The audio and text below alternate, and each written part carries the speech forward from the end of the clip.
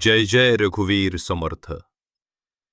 मित्रांनो, आज आपण समर्थ रामदास स्वामींच्या मनाचे श्लोकमधील तिसऱ्या श्लोकाचे सुंदर चिंतन पाहणार आहोत. हा श्लोक आपल्या दिवसाची सुरुवात कशी असावी, आपली वाणी कशी असावी आणि माणसाचे खरे सौंदर्य कुठे असते हे अत्यंत सोप्या शब्दात शिकवतो.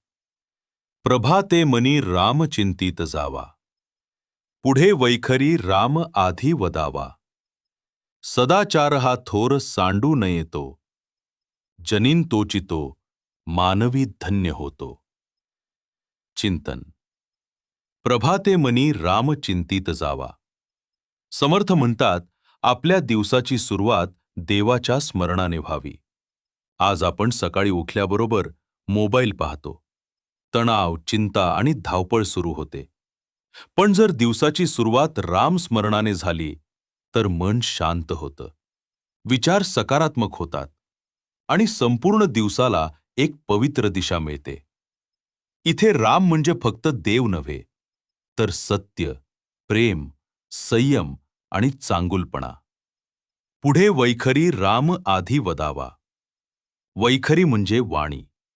समर्थ सांगतात, आपल्या मुखातून निघणारा पहिला शब्द पवित्र असावा, कारण शब्द माणसाला जोडतात आणि शब्दच नाती तोडतात. गोड वाणी, नम्र भाषा आणि सत्य बोलणं हेच खरे रामनाम आहे.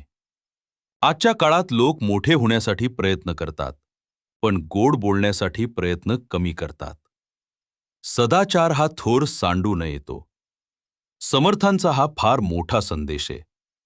माणसाकडे पैसा असू शकतो, ज्ञान असू शकतं, पद असू शकतं, पण जर सदाचार नसेल तर त्या सगळ्याला अर्थ राहत नाही.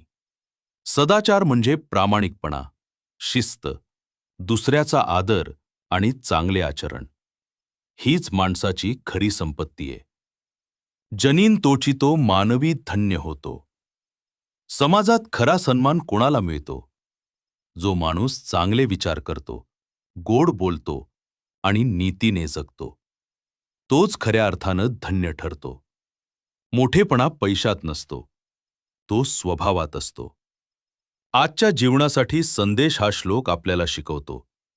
दिवसाची सुरुवात सकारात्मक विचारांनी करा. वाणी नेहमी नम्र ठेवा. चांगले आचरण कधीही सोडू नका.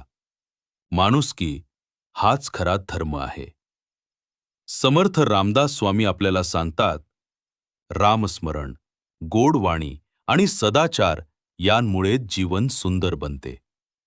जर तुम्हाला हे चिंतन आवडलं असेल तर व्हिडिओला लाईक करा, शेअर करा आणि चॅनल सबस्क्राईब करायला विसरू नका. जय जय रघुवीर समर्थ.